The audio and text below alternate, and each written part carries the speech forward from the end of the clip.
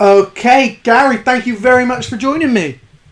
Oh, it's an absolute pleasure to be here. Thank you for asking me to come on. It's a great honour. Mate, my pleasure. It's obviously I've seen most of your career through fighting wise, and we trained Yeah, together back in the early days, 2008, 9, 10, all around that time, and then yeah, the way that your career's gone, then how you've progressed after fighting. Now that I'm towards the end of my career, I look at what you've done. I was like, here's a guy who I've got a lot in common with within the fighting realm, but also the way that you think about things and the way that you seem to address things in your approach after fighting just made me think I need to talk to you really. So it is honestly my pleasure to have you on.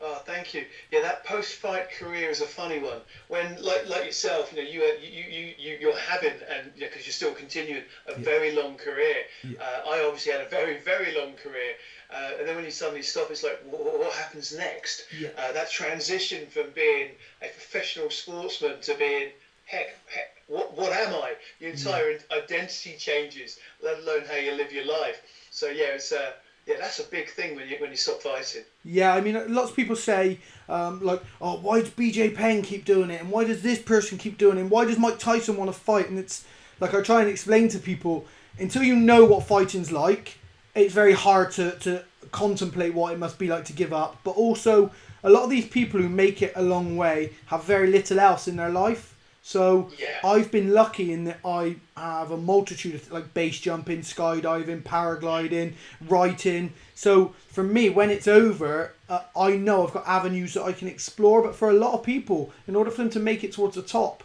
is all encompassing. And when they give it up, they literally have nothing until they find another part of themselves. Yeah, I used to train 2 to 4 times a day, Monday to Friday. And then obviously you've got the food and everything else and the recovery, the sleep. I still kept my businesses running, self-employed, around all that training. Give me the freedom to go and do what I need to do. Because back when I was competing, the money, I'm like a footballer from the 80s compared to the Premiership of today. Yeah, The money exactly. that's there now was definitely not there back then. So you had to keep on income as well. It's sort of the love of life. Uh, but then afterwards, what do I do? I needed to keep fit, and that's why I got my Huskies.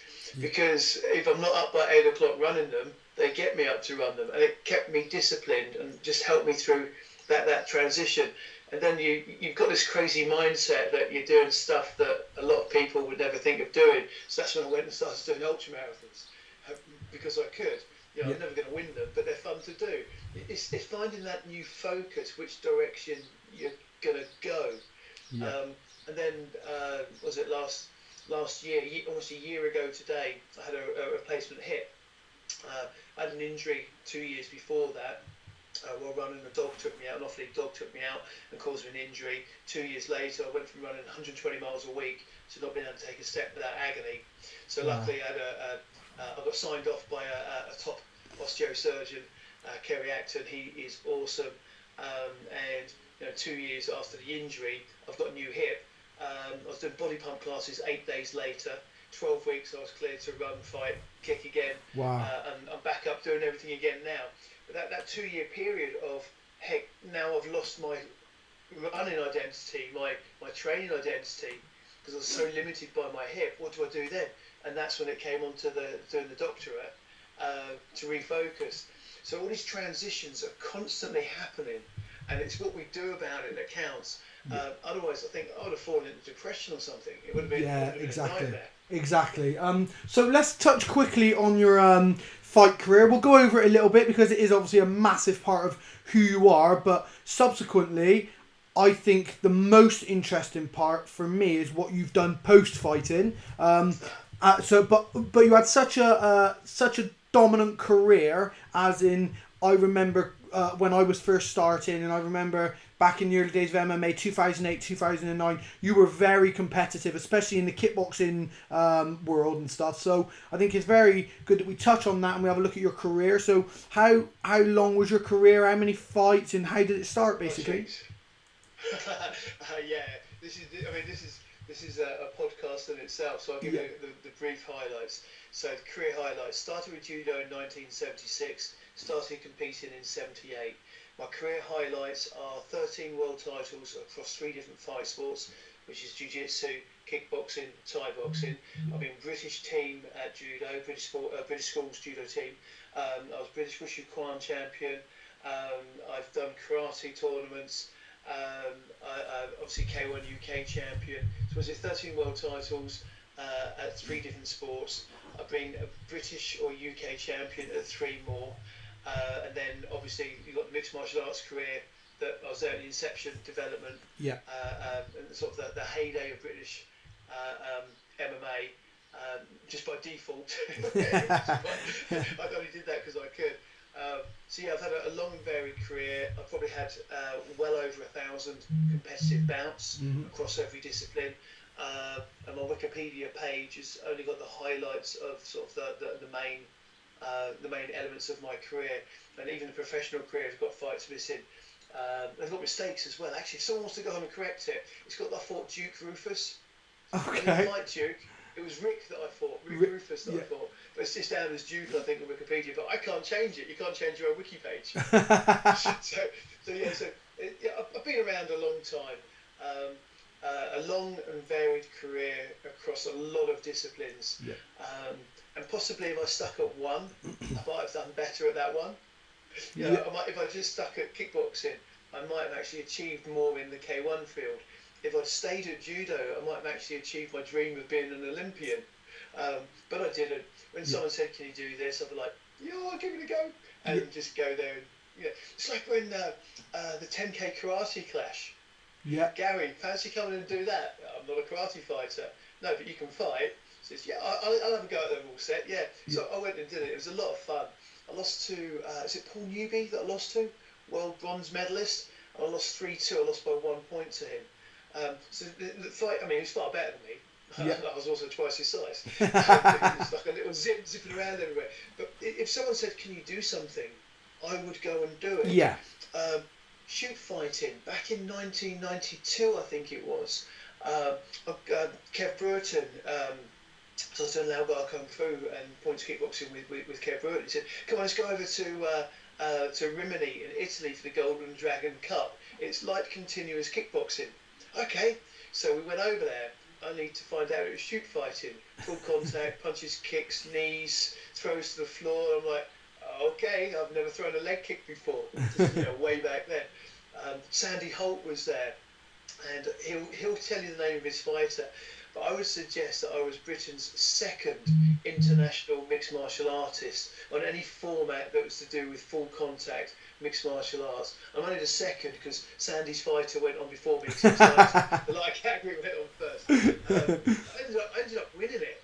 I fought an Italian boxing champion in the final, and one of my knees took out some of his teeth. And he was laughing at it. Afterwards, he said, "Oh, look what you did." I'm like, horrified. Wow.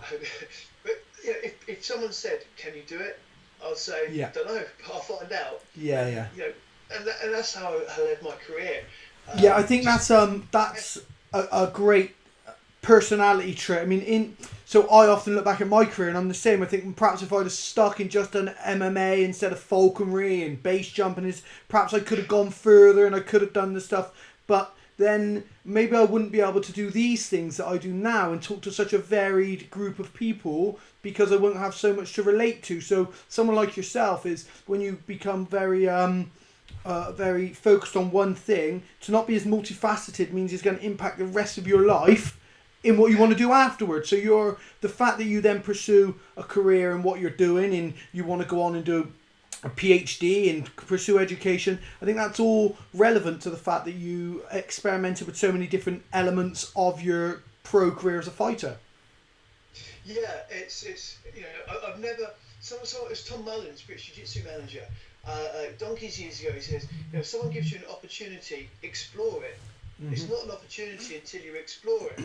End result, because the people I mix with, I can claim, like you, to be a tiny, minuscule bit. Let's just say I won't even consider base jumping. But in '91, I trained 3 members of the Red Devils, kickboxing.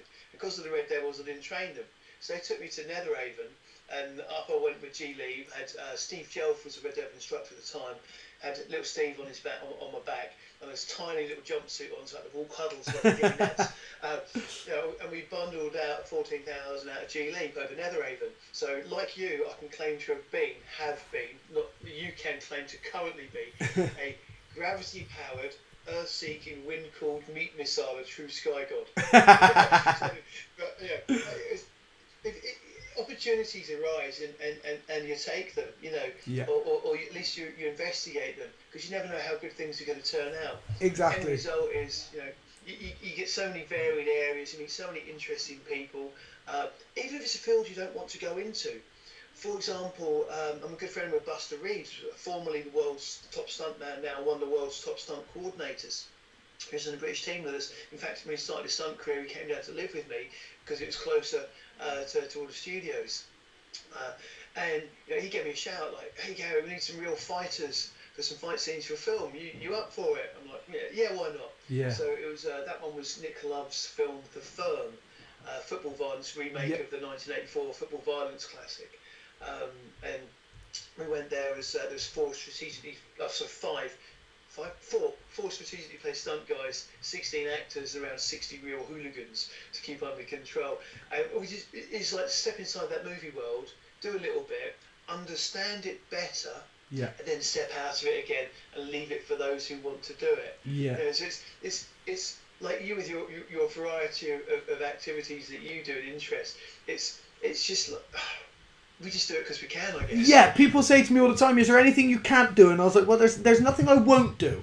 There's nothing I won't try. There's nothing I won't do. Can I do the things?" A lot of the times you discover stuff and you're like, I've tried it. It's not for me. But there's nothing I won't try. Definitely. I think that's something that we lose now, or we're losing with the modern world and technology and social media and the internet. Lots of people are, the amount of kids now who don't lift up bits of board and see if there's slow worms underneath, or they don't go and just random stuff that I just go out and do something. Just do everything that you can, because we're on a spinning ball of dust in an infinite mass in the air. Surely we should just try everything, because in a minute we're gone. So yeah, I'm like you in that respect. Yeah, life. I mean, it's funny that I was talking, onto a little bit of psychology. We only have that perception of time. We only have our own personal perception of time. And I'm pushing 50. I'm 50 this year. I still act 12, but I'm pushing 50. You're looking good for it though, for someone who's had the career that you've had. Thank you for Wesley to say that. For the others that are looking at the screen, you can tell I'm also a hypnotist. To give the compliment, no, thank you. But it's like the longer you live, your concept of time changes. For example, it's Christmas, it'll be like, it's another Christmas. But if you take a 5-year-old kid, this is only probably the second or third Christmas where they've got an idea of what it is. It's like, wow, it's all the magic of it. Yeah. So on lockdown, if we're 6-7 weeks into lockdown, for us, it's not actually perceptually that long. Yeah. But say for a teenager, it's a lifetime. Yeah, exactly. I mean, I remember at school, I need you to watch the show my age. Remember the series The Young Ones? Oh yeah, of course. If I missed out on watching The Young Ones when it was on, I would be devastated, because I wouldn't be able to chat to everyone, because everyone would be talking about it the next day at school. Yeah. You don't want to miss a night out with your mates, because, oh my God, you'll never be able to catch up with them. So I can just imagine this lockdown, when we call this, 6-7 weeks into the lockdown.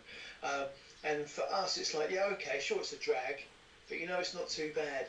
But for the youth, oh my God, it's going to be incredible lifespan for them. Yeah. And it's limiting them going out and doing all the various bits that you're just talking about. Yeah, I mean, people have been critical. That people have said, "Oh, look at all these idiots! Keep your kids inside and stuff." And it's like I say to people, it's a very ignorant view, because you're not taking into account the psychological impact on a teenager. And then, people look at kids, teenagers, etc., and they look at them and they're like, "Oh well, how bad have you got it? You've got an Xbox, you got this, you got that," and it's like, but what you're taking away is, this is a child that's constantly, every single day, in an environment with 300 to 400 children, of which he makes a group of X amount of friends. When you take that away, you're used to going and living your life as an independent adult now. children don't have that, and they don't have that maturity. So when you take away their social groups and their social aspect, you're then forcing them into a psychological place where they have to confront who they are, and they're not ready for this yet. So I mean, it's I don't think we are. no, exactly. And I look at it, and I think to myself, I understand it is a danger, and we have got this virus to worry about, but it's not as open and shut as control your kids, keep them in, because the backlash that comes from a teenager who's struggling then psychologically without even knowing it. It's not, they don't even know they're having anxiety about not seeing friends, etc. So dealing with that is not as open and shut as keep your kids in. It's not a case of being a bad parent. No, and that's why the legislation is quite interesting, because we're being guided to do certain things by the government, but the base legislation that can be enforced is a little bit different. For example, you've always been able to exercise as much as you like outside. Mm-hmm. There is no limit on the time of it. We're just being asked to be sensible about it. Yeah. So the legislation's slightly different from what we're being asked to do. And I think the vast majority of people are doing their bit. They understand that you've got to keep 2 meters away. Yeah. We've got to contain the virus into the areas where the virus is, and we've got to reduce viral load on the people that we mix with. I was out running today, I was hiking out today with the huskies, and I've got a couple of Siberian huskies, of course, that get me up, as I said. So I was hiking out over the woods today, and I had my headphones on, and out of nowhere a runner shot past me and brushed my shoulder. Yeah. So I just went, 2 meters please. Yeah. Just to remind them. I mean, what can you do? Yeah, exactly. So you get the odd idiot like that doesn't quite realise about, you still maintain 2 meters distance. Yeah. But at the same time, I like the fact they were out.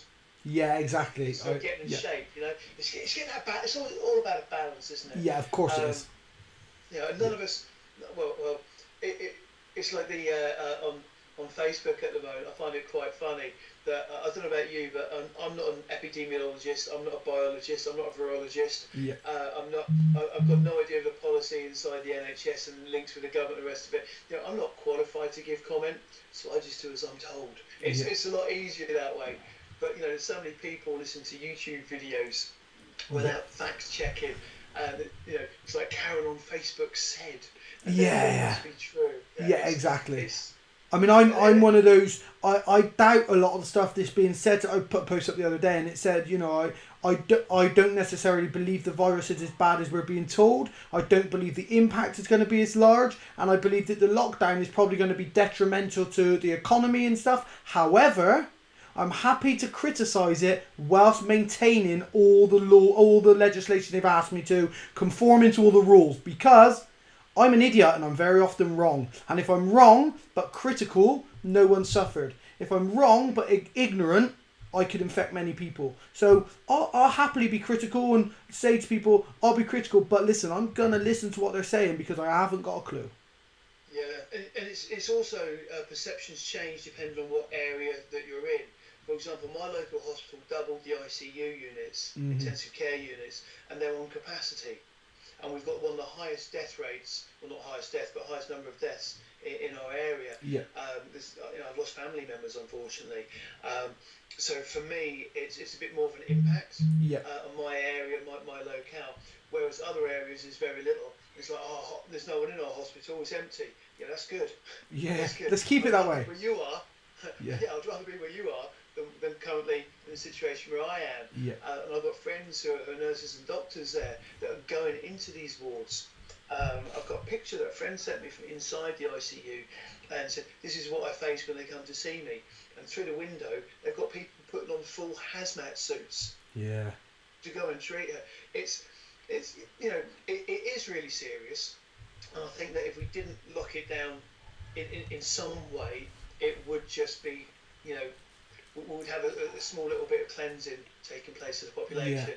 Yeah. And I don't think that's the right thing to do. Yeah. So I think as you know, at your age, let alone at my age when I'm older, we'll know that there's no blueprint for getting things right, and everyone bumbles through it. Yeah, exactly. That's exactly it. Yeah, exactly it. What did you have you seen the UFC have got a fight card on this weekend? And they've got a fight card on, and they've flown everyone to Florida, and it's being sanctioned in Florida. as soon as fighters come in, they get tested immediately. They get for COVID, then they go away. They've all got an independent room to warm up, an independent room with an independent sauna to make weight, etc., etc. Well, Jacare Souza just tested positive for COVID-19, as did both of his cornermen. And it's been established that on Wednesday, he actually told the UFC, my family members have tested positive for COVID-19. He was still allowed to come to the venue, and apparently the show's still going to go on. Right. Without him, he's not a part of it, but I mean, he's been he's been interacting and stuff, and he apparently told them that. I mean, I think as soon as it was announced that they were going to put a show on, people were critical, and rightly so. This is just proven now that, of course, rightly so. Also, if you've been told on Wednesday that one of your fighters has got his family members have tested positive, it's a bad precedence to set, surely. I think it sounds like they've actually been quite careful with it. Yeah. That they've done risk assessments and they've worked. Was it the three steps of risk management? One, remove the risk, which I think they failed to here because they should have tested him before we flew there. A week before, yeah, of course, yeah. Which would be easier.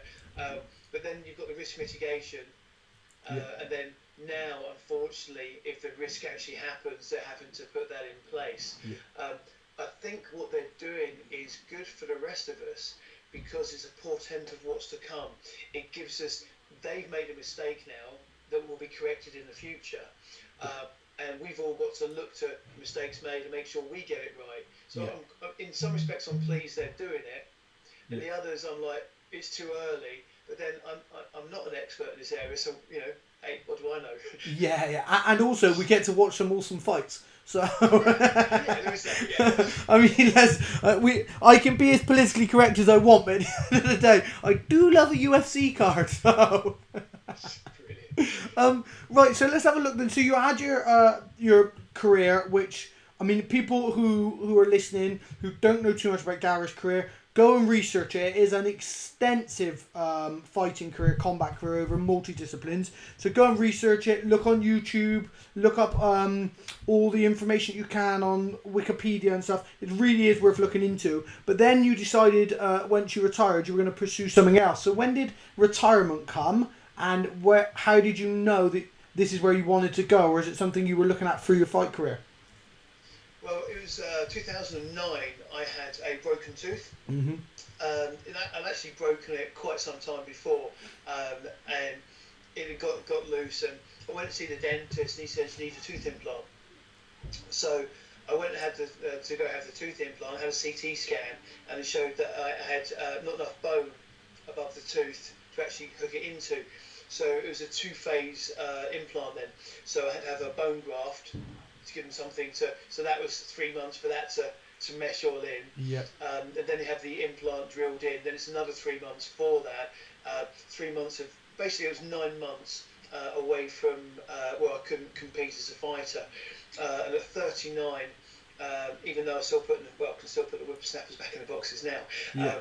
Age 49, but at 39, it was a case of I wasn't getting the contracts, wasn't getting the offers that I was from before. Yeah. And it's I'm not going to fight for peanuts, and also there's got to be something in it for me. There's lots of fresh blood who wanted a piece of me. Yeah. But that doesn't offer me anything. Yeah, exactly. I'm not getting paid enough for it, and it's not of benefit for my own career. Yeah. Just be a stepping stone for someone else. Exactly. Yeah. And I like to challenge myself and really push myself. Not to give someone sort of coming up an opportunity. I want to keep pursuing my own career, testing myself. Yeah. So basically, I retired by default. That's probably the best way. That's a good way to retire, really, because it means you don't have too much contemplatory shall I, shan't I, which is the limbo that I'm in now. I won my last fight by head kick knockout, and I get offered a fight straight after for literally peanuts, and I'm like, well, I can still compete with the guys, but at the same time, for what purpose? So I'm in that contemplatory bit now where you weren't. You were just, you were injured, you had that thing happen. Well, this is the time. Yeah, it was what it was. Yeah. You know, I still train now. Obviously, because we'll come on to no head contact. But I still train now. I still keep in shape, and I still want to be the level where anyone who comes to see me for training, I can push them and at least match them with what they've got. Yeah. If I'm training the top pro, that means that I've got to be at top pro level. Yeah. Will I ever maintain that? No. Is that going to stop me trying? Heck no.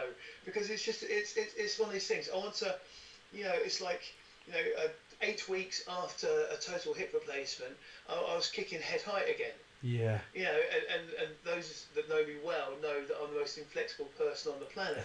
So, I want that ability. I want to maintain that ability. So I started running with a running friend, and then after a few years I got the Huskies and started doing the ultra marathons.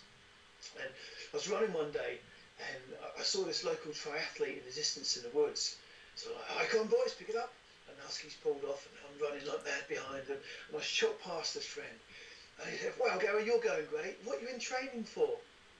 I actually thought then, what am I in training for? And then it suddenly came to me, and I shouted back, life. Yeah. Now it's not, it's like, all the sports that I did, I was only as good as that moment. It's the amount of fills that I did. If you take the world's greatest Thai boxer, he's not going to be the world's greatest kickboxer. And he's definitely not going to be the world's greatest mixed martial artist. Yeah. Yeah.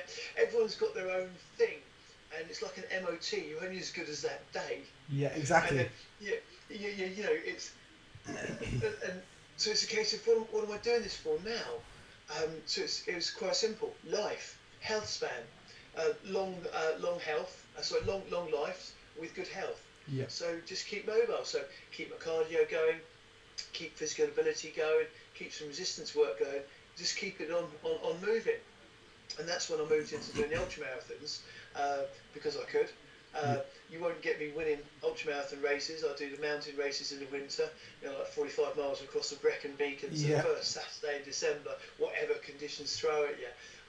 One year there was Hurricane or Storm Desmond, and I was running up Corndoo, up the precipice, and it was 90 to 120 mile an hour headwinds. Yeah, wow.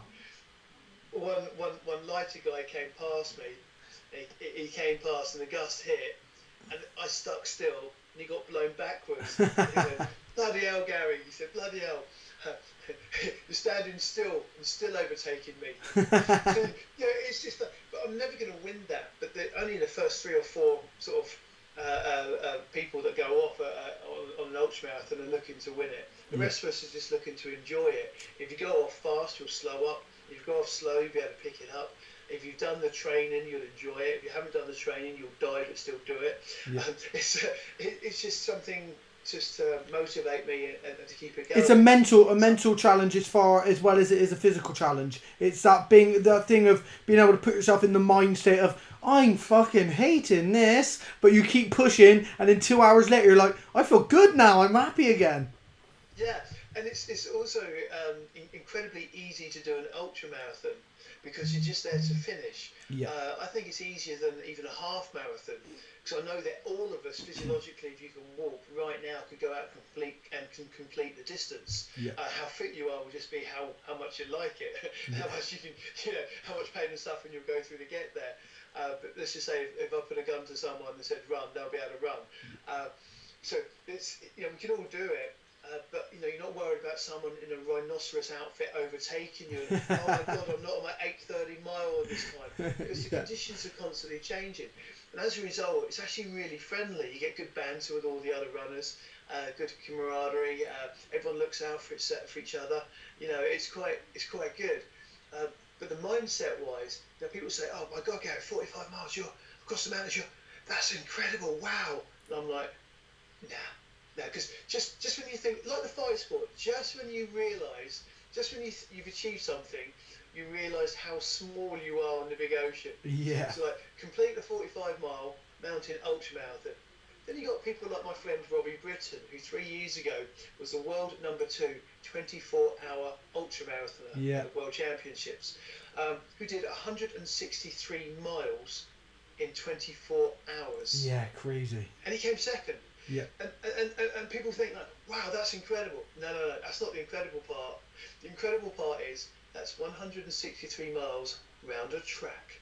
Yeah, exactly. That's crazy. What? I mean, Yeah, and then you've got people like this who they do the Moab 200 or whatever it is, and they do it, and then all of a sudden this woman, I think her name's Courtney Dollwater, she beats everybody by a marathon, and you're like, what the hell? Like, so for everything there's levels to this. Like, there's levels to everything, and like for what you do is incredible. It's an incredible feat that someone would want to do the 40 odd miles over the Brecons or throughout Wales. Then someone your age. Then someone with your previous background in sports, with your injuries and stuff as well. So it is incredible. But then you, of course, being the person that you are, you look to the next people and like, no, this person's incredible. Yeah, it's like the gym.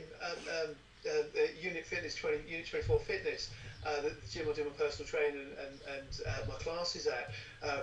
You get in there, and you've got some of the world top bodybuilders at natural level and competitive bodybuilders. Then you've got the physique competitors and the fitness competitors, and each and every one of them are incredible. But the fitness competitor wouldn't exactly win the bodybuilding. Yeah, exactly. Yeah, everyone's doing it for their own thing, and then because it's an Aldershot home of the British Army, we've got the military people there, and when we've got the soldiers there, they're doing it for their sort of their performance as a soldier. Then you've got the general public. Some of them just wanted to get buff, some of them just wanted to keep in shape, some of them injury rehab. You've got people that just want to lose a little bit of weight. Say, everyone's got their own journey. Yeah. And everyone's importance is only to themselves. Exactly. Yeah, exactly. It's like I quite often got Francis at the gym. Francis Moynihan. Francis is amazing. He's got arms with biceps like they're the huge coconuts. And every now and again I just squeeze off. You see it on my Facebook. There's a couple of pictures of me and Francis. We're doing like bicep poses. And honestly, his biceps the size of my head, whereas my biceps kind of like kind of like a pistachio nut. Kind of hard to get into and find, and when you get there, it's a little bit disappointing. We do it for a bit of fun, but also it's a nice reminder that everyone's doing things for what they want. Yeah, exactly. He's not a fighter. He can't apply it to fighting. Yeah. But then I can't apply it to lifting the stuff that he does. Yeah. It's everyone's an individual, and I think that's the big realization that I had in the last 10 years is that no one's better than anyone else. We're all just legends in our own lifetimes, in our own minds, and in the grand scheme of things, we're just not that important. No, I say this to people. What we enjoy. Exactly, I say this to people all the time. I say what you're gonna realise because obviously I coach a lot. So with fighters who I coach and stuff, is that what you're gonna realise is nobody gives a fuck. This is the thing you're gonna realise. The only person who cares is you. If you go back 10 years and you ask someone who the best fighter in the world is, they'd have said Anderson Silva. Without a shadow of a doubt, it'd have been Anderson Silva or George St. Pierre. 100%. If you ask some guys now who watch MMA who are like 20 years old, 22, 23, who's the greatest fighter in the world, I bet you Anderson Silva and George St. Pierre don't come even in their top 10. Because they don't know who they are. I not even heard of them. Exactly. Similarly with football. You speak to people now about football, how many people are going to mention Gascoigne, Maradona, Pele? And yet these were, when I grew up, these were like who football standard was judged against. So, like I say to people, if you're in this sport for any other reason than your own personal gratification, get out of it. Because A, it's really hard. B, you have to fight another man. And C, it's going to take stuff from you. As in, it's going to physically, mentally take parts of your body away from you. So if you're in this for anything other than what you want to achieve, trust me, it's the wrong thing for you. Yeah. It's the wrong thing. I've got the bugbear about the small town heroes. Yeah. Back in the day when I were young, we'd fight for no reward, and we'd step up, we'd get a phone call. Was it Gary, we're a fighter short, can he fight Carter Williams in Ohio in 5 days' time, to open the Arnold Classic? Carter Williams that year had bust up K1 Las Vegas, he'd won K1 Las Vegas, he was the American K1 champion. Okay, So 5 days later, I'm in front of 18,000 people fighting Carter Williams. Jumped on the plane and fight him. It's what we do. The classic fight between me and Bob Sapp that never happened. Yeah. I was supposed to be fighting Bob Sapp. He then refused to get on the plane. But then Tank Abbott was called. Got off his bar stool in Huntington Beach and said, I'll fight this scary guy. And that's the way it used to be. We'd all fight. Not only that, I've literally had well over 1,000 competitive bouts. Yeah. The fighters of today might have 5 or 6 in only their hometown and think they're some kind of a legend. Yeah. These kind of fight, and especially with the titles that go around now, it's like, yeah, you're a world champion. Well, actually, you're just a world local show champion. Yeah, exactly. And you haven't even fought an international opponent, let alone travel. It's the insular sort of hero. And to put it into perspective, these guys think they're really big fish. Now, I've won 13 world titles across 3 different fight sports. I had over 1,000 competitive bouts, fought in 26 countries. I would consider myself a medium-sized fish. Yeah. I'm not even a big fish. Yeah. And let's just say I know the Goliath-style fish. Yeah, exactly. Yeah? Exactly. So if you've not surpassed what I've done, you're not even a medium fish. Yeah. Or to quote the classic Apprentice line, you're not even a fish. Yeah, exactly. Yeah. So it's kind of, it's the self-fluffed up importance of it. You're only as good as that day. You're only as good as you fought, and there's always someone going to be better. So humble yourselves. Yeah, that's exactly like when I started and when you were back training with us, and people say, "Oh, that's Wesley Murch. He's a cage fighter." Well, now someone says, "Oh, he's a cage fighter." I was like, well, who isn't? Who isn't? Now you can go and you can do 6 weeks training and fight on a white collar cage fight and shit. Like, who isn't a cage fighter? Now I hate to be called a cage fighter. I like to be considered a professional athlete. If you can't consider me a professional athlete, let's not even talk. Let's let's just not even discuss what it is that I do. Yeah, people are so, it's the wrong reasons all the time. People want to be the hardest man in their local pub. That's what it comes down to. Which, see, here's the thing, right? I've done a lot of work with the Army over the years, especially the Army sports teams, the Army School of Physical Training, and I'm a sportsman. I need a referee. I think it was in 2005. I was a subject matter expert for the British Army on unarmed combat. I had a small role, part of a 5-man team working on combat PT, which is a product the Army PTIs used to be. I'm not sure they still are, but were rolled out with. Di Palmer and Maz actually did all the writing. Phil McGregor, he's the guy that handled it all. Dave Garrett had a little bit of input. He was looking at it from an injury perspective, and because it was mixed martial arts based, they pulled me in. So we're doing this work, and I found it really funny that I'm here as an SME, writing a product, helping to give some little bit of input into writing a product that the Army PTIs can be rolled out with, and I've never had a street fight in my life. I need a referee. I do find it funny. It's so I'm people say, yeah, Gary, but you're a great fighter. I said, no. I used to be an adequate sportsman. I said, these guys, these are trained killers. Yeah, exactly. There's a bit of a difference. Yeah. And it's really humbling when there was I was on one of the combined services judo courses. So on the mat was 120 Army, Navy, Air Force, and SF judo player, and 1 civilian. like Maz would say, take the class in. Okay, we're in the class now. We're about off. We're in the class now, and we'll reconvene at 1400 hours. And for Gary, that's 2 o'clock. I'm on this mat with some elite judokas there as well. So some British squad judo players there. But each and every single one of them was a trained killer. Yeah. That's humbling for someone that's supposed to be a fighter. Yeah, exactly. So these small town heroes that think they can hit a bag a little bit and suddenly they're a great fighter. Hold on a second. Let's put it into perspective. You're nothing. Yeah, exactly. And the thing that makes these trained killers better than everyone else, or us civilians, is that they realise there's always someone going to be better, luckier, more opportunistic. Yeah. So they don't go looking for it either. Yeah. So people say to me, because I was a doorman for so long as well, just because it was being a doorman was really convenient with being a professional fighter, because you worked on the night, but all day you could train, and then most of the time you're just stood around doing nothing all night. So it worked out pretty well. And then people used to say to me a lot all the time, like, "Oh, it must be awesome knowing you're like the hardest man in the room, or knowing you're like the toughest guy." And I'm like, no, what my ability does for me, it allows me to know that I can get out of any situation without having to be physical, probably, because I'm so confident in who I am physically that I'm more likely to walk away, or I'm more likely to not rise to your bait. And when you're calling me names, I'm more likely to look at you and think, dude, if only you knew. And I'm like, okay, mate. And that's what it does for me, is that in any situation, it allows me to give people longer abusing me. It means that if someone comes at me, I'm more likely to just like deflect. I'm going to say, listen, dude, let's not go down.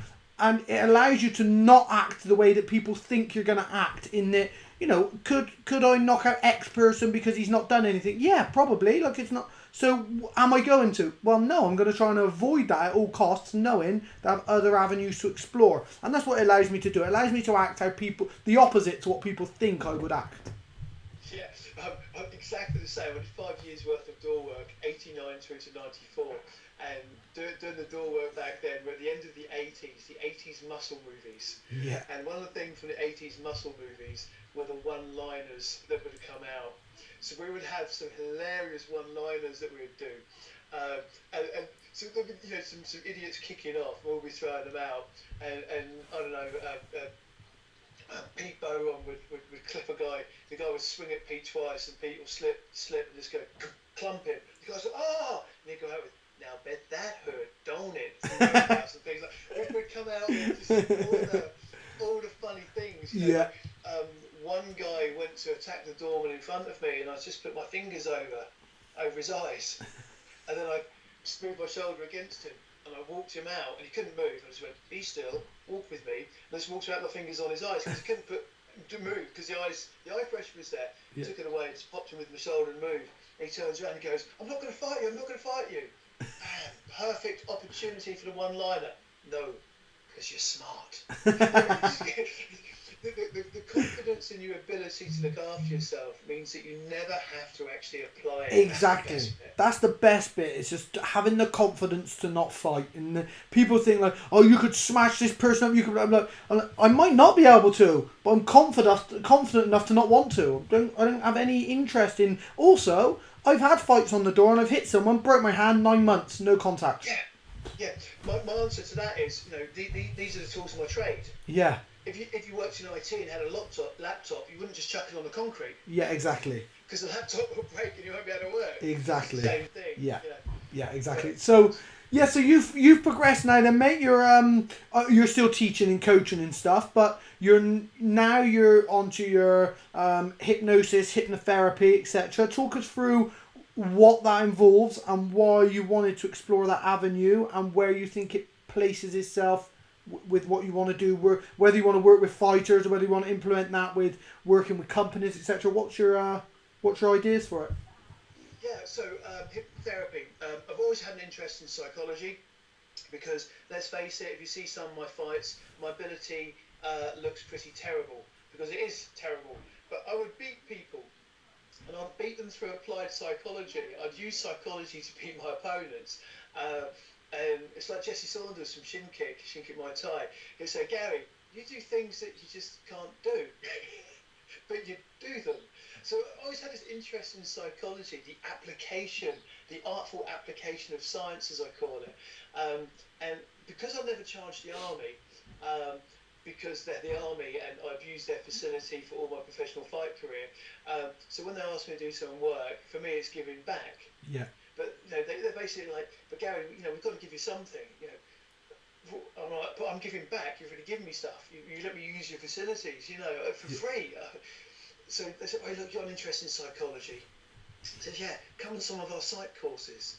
So I got access to go sit in with the army on some of the psychology courses, which helped me become a hypnotherapist. And it wasn't just the training that I received. It was the advice and knowledge that I was getting off the people on the courses, like the army interrogation specialists and things like that. And it just really started fueling me. I was like, heck, there's a lot to this. I've got a lot to learn. So I started planning down books like I am a complete nut geek. Still am. So I ended up become certifying as a hypnotherapist and started working, which I've done for the last 13 years.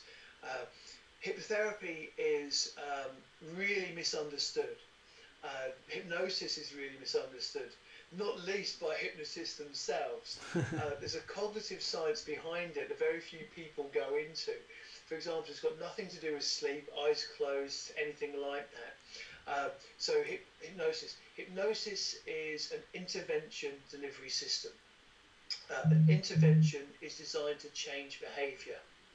Behaviour is how we move through time and space. So, say for example, you're not moving through your life how you want to. You might be getting moody at times, or you might be snapping and getting angry at times, or you're not achieving as much as you can in your sport. I design an intervention to help you be more the person that you want to be, and I just deliver it through that process of hypnosis. And it's really straightforward. It's getting you to imagine stuff differently. Yeah. It's literally that straightforward. So it's almost like would it be like a visualization? You're teaching me how to visualize the way I want things to be and then implement those changes? Yeah, there's again, it's an artful application of science, and getting you to imagine stuff differently is kind of like that's sort of the simplest explanation of it. It gets quite complex. We're talking sensation, how we perceive, how the incoming senses are received, our attention and focus. It's a perception, which is our processing of that sensory input coming in. It ties in with our memories, our language, the entire cognitive process, and then how we actually have the resultant behaviour at the end. So it is a highly complex set of happenings taking place in the background, but I can't get away from it. I just get people to imagine stuff differently. It is that straightforward. So the correct scientific term for hypnosis is phenomenological control. Phenomena is an observable happening. Yeah. A hypnotist will control that observable happening. We control phenomena. We control your experience. Great hypnotists will teach you how to control your own phenomena. Therefore, you can be the person you want to be without neediness, which is what I try and do in every session. So this happens with a sense of involuntariness and a sense of ease. In other words, it just happens. So, for example, something simple like someone who's got a fear of spiders. They see that spider, they imagine it one way, and that's creating a behaviour. They leave after about 3 minutes, because it doesn't take long, and now they're imagining that spider completely different. Yeah. Creating a different behaviour. Instead of, oh, that's a spider. It's like, hey, it's a spider. Yeah. It's literally that thing. Same thing, imagined differently. Yeah. And no matter how much you scale it up, it's the same thing. So with hypnotherapy, all I'm doing is helping people imagine stuff differently, just so it happens automatically with a sense of involuntariness. Yeah. It's really straightforward. Yeah, it makes a lot of sense when you describe, because of course people hear hypnosis, hypnotherapy, they think Darren Brown or people clucking like chickens, or someone down Butlins getting someone to do something. That's what people think of. They don't think that is. They're not seeing that is a glorified or even like a showman side of the actual therapy that's being used. That's like the off branch that's done to make like the showmanship side of it. They realize that hypnosis and hypnotherapy is an actual tool in the use which you're using it. Yeah, it's the control of phenomena. So people like Darren Brown, Martin S. Taylor's a friend of mine. He's the guy who trained Darren Brown in hypnosis. And you've got people like Ian Rowland, who's pretty high up in the magic circle, who taught him to cold read, which is the psychology and linguistics of being a psychic medium. No such thing. Yeah. I actually asked Ian once, Ian, have you ever met someone who you believe actually is psychic? He's like, no. He said, when you analyse everything that everyone's doing, it's exactly the same psychological and linguistic patterns. Yeah. However, he said, I have met people who honestly believe they are psychic, but when you break it down, they're just doing the applied psychology. They're just not realising it, because we get caught in our own cognitive biases and dissonance. But yeah, so we can still. So like Darren's really clever, because he plays with people in my situation, where he makes out he's doing it all this clever way, and yet he's making us believe he's doing it one way, so we go, we know how he did it, because we've got a little bit of insider knowledge. He's actually doing it something completely simpler, more simple, and normally it's something really, really straightforward. James Brown, not the singer, James Brown, the hypnotist, mentalist, and magician, amazing friend of mine, and he's incredibly talented. He's absolutely, he's a genius with attention movement. He's known as a professional opportunist. Every time I shake hands to him, I check I've got my watch, my phone, everything else, because he is such a highly skilled pickpocket. And at one year at the Hypnosis Convention, he did a demonstration on stage of how easy it is to direct someone's attention. And he had someone sitting opposite him on a chair, facing each other, and they had a box of tissues. And there's all in the auditorium, a few hundred people in the auditorium watching. And he says, okay, watch, I'm going to make this tissue disappear. And he put it in his hand and went, look, it's gone. And it was gone. And this person was like, oh my God, let's do another one. And they kept on going, it was gone. And of course, us in the audience are wetting ourselves laughing, because we can see exactly what's happening. So he's getting another bit of tissue in his hand. It's gone. No, this can't be. No, look. Watch more closely. Watch. He keeps on going. In the end, he gets a whole load of them, puts them in. Right, see this light. It's going to go. In fact, when you blow on it, it's gone. I said, what? When you blow on it, it's gone. He goes, he blows on it, it's gone. The guy's like, no, it can't have. No, you're right. It'll never go when you blow on it. What happens when I blow on it, though? Blows on it, and it's gone. Yeah. And this guy's like, jaw hitting the floor. The rest of us in the audience are rolling around laughing as we're seeing how easy it is for someone's attention and focus to be manipulated. Because all he was doing was putting it in his hand, distracting him, and chucking it on the floor beneath his chair. Yeah. But even right in front of him, this guy could not see it. Couldn't see the sleight of hand. Couldn't see the sleight of... Well, it wasn't even a sleight of hand. It was literally an obvious chuck on the floor. It was that obvious. But he was redirecting the person's focus and attention. Yeah. And this is what people like Darren Brown do with the showmanship. And the reason why I'm mentioning this, especially in the fight context, is one of the things that I used to do was make people believe I was somewhere where I wasn't. Yeah. And I would make them move where I wanted them to be. For example, obviously, you know me, but those that don't know me know that I was pretty well known for my sweeps. If you want to see me sweep, you have the legendary fighter Badr Harry, who I think I put on his arse 8 times in one round when I fought him. Just sweeping. And I'd sweep him, carry on walking, knowing that there he is, he's landed now. I put him up in the air. I had this sweep timing. And one of the things that I would do is, as I threw a cross, where's the mic? Where's the camera? As I threw a cross, I wouldn't throw it directly towards the person. If I wanted them to move that way, I'll throw the cross slightly this way, manipulating them into moving this way, which is right onto my sweep. So I'd make people move how I wanted them to move. I'd make them appear, I'd make myself appear to be further away than what I was. I'll be doing little weight shifts, little perception changes, changing the way that someone perceives the world. I'll be using if you're talking sleight of hand, circular movements. I'd move a circular movement, and you've got to pay attention to a circular movement, and I'd sell it as well.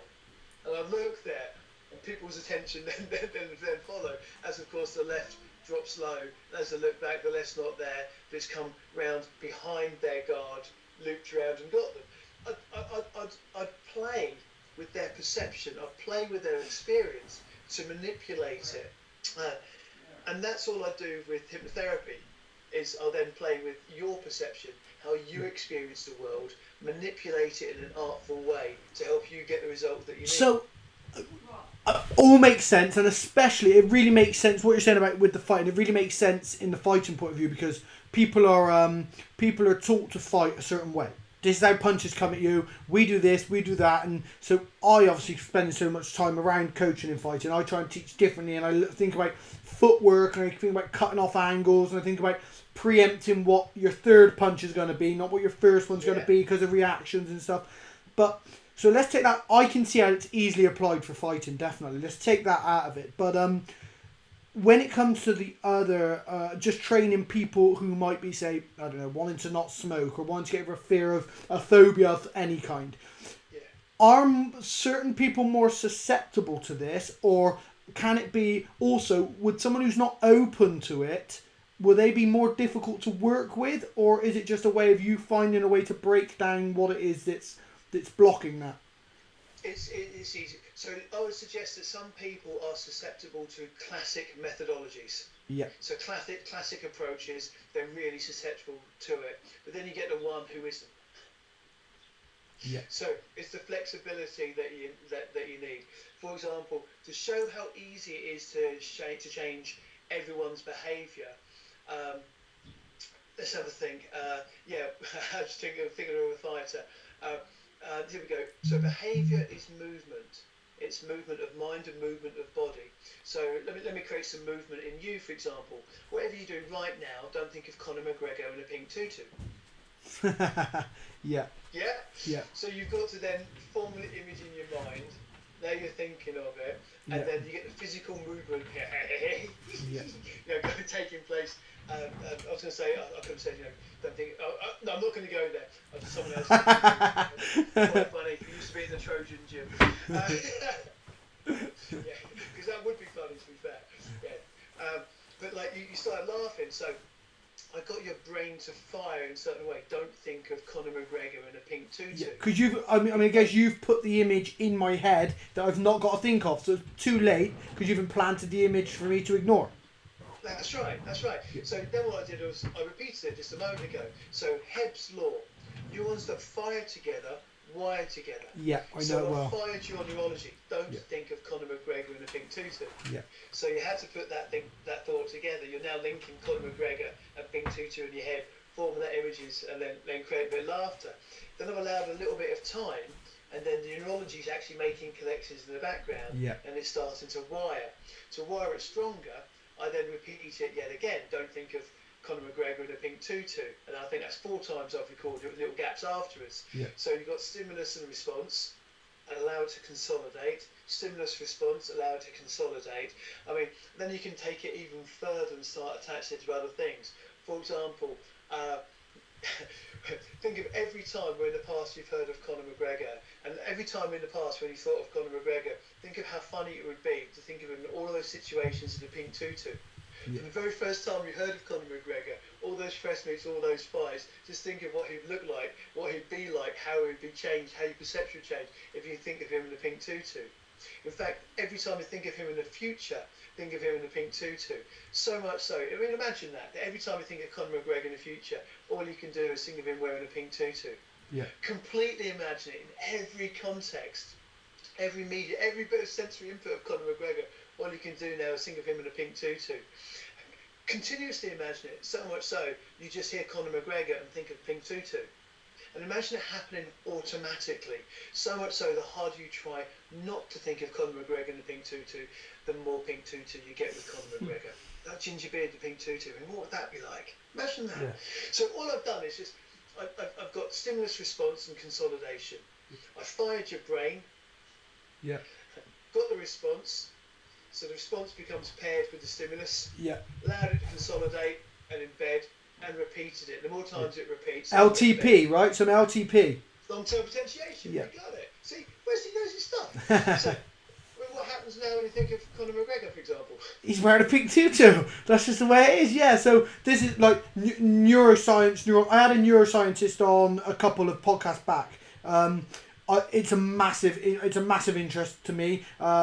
Synapses between like the part that synapses plays, and we were looking at a big connection. We were looking at trauma in childhood and how it affects people growing up.